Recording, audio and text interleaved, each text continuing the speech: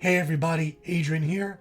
I know I have been gone for a while, but I'm back, and this time I'm not going to take any more long breaks. And I'm actually going to try to grow my channel the right way. So everybody who's stuck with me this long, I greatly appreciate it. And before I get into this Little Mermaid trailer, which seemed the perfect video to make after being gone for a while, all I ask is if you just hit the like button, subscribe, and I also want to let you know that I wrote a short story. It's actually a short film, a screenplay, that is going to be coming out on Amazon this week actually, so please keep an eye out for that. So now let's get into the video. I watched the teaser trailer for The Little Mermaid, and it was very short, really not much there, just some quick shots, and then at the end you get to see Ariel, in quotations, sing a little bit. I'm getting very sick and tired of these remakes and reboots and live action remakes that Disney's doing. Nobody asked for these live action remakes. For example, The Lion King, The Jungle Book, Pinocchio, whatever else I'm missing in this one. Nobody was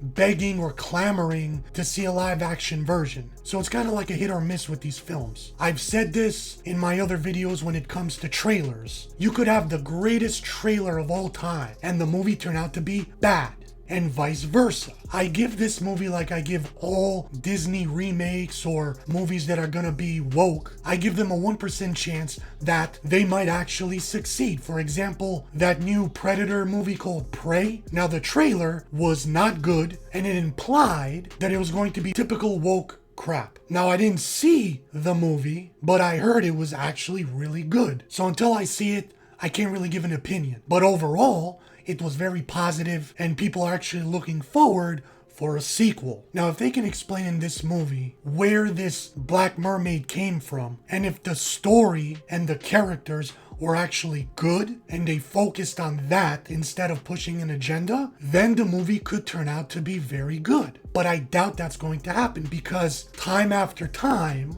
with very few exceptions, the movies turned out to be bad. So if they can explain whoever this actress is, her origin or history, maybe she's from the Caribbean islands, maybe she's from Trinidad and Tobago. If they said it like that, I'd be okay with that. I preface this in all my videos when it comes to these remakes that switch genders and race, and I'm totally against this. If you want to make a remake, then you have to follow the original story with the original people that the characters were based on. If you don't want to do that, then don't call it the original name of the movie. Don't call it The Little Mermaid, just like with Pinocchio. And again, I don't know who this actress is or whatever other movies she's been in, but I remember movies back in the day, actually not a long time ago, where casting was very important, and they would actually cast, pretty, beautiful starlets that were the it girl, the new girl in Hollywood. Sometimes they would just pick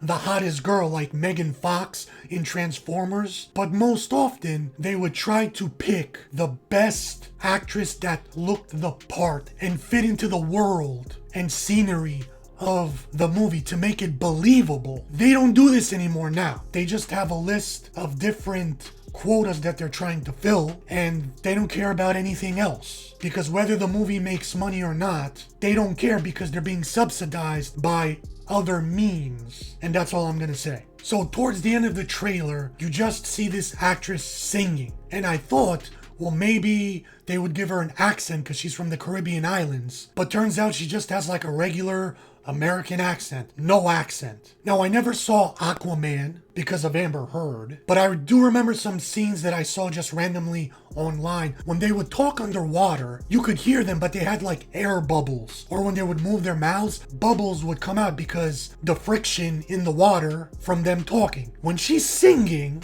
nothing is happening in the water. There's no bubbles, there's no friction, there's no movement. You could tell she's underwater because her hair is like floating, but when she moves her lips or moves around, there's no bubbles, there's nothing. It's like she's floating in gelatin. So I don't know if that's a nitpick, or that might be annoying in the film if it keeps happening over and over. I even remember watching SpongeBob, and when they talk, because they're underwater, little cartoon bubbles will just like pop out from the side of their mouths and eventually float up and burst. It's little subtle things like that. The trailer had mediocre to bad CGI. Some parts of the fish looked okay from far away, but then Ariel swimming around looked atrocious. So I'm not gonna watch this film when it comes out, just like when Pinocchio came out, I'm not watching it. So that's all I gotta say. That's basically the whole teaser trailer. So thanks for watching. Until next time, see you next video.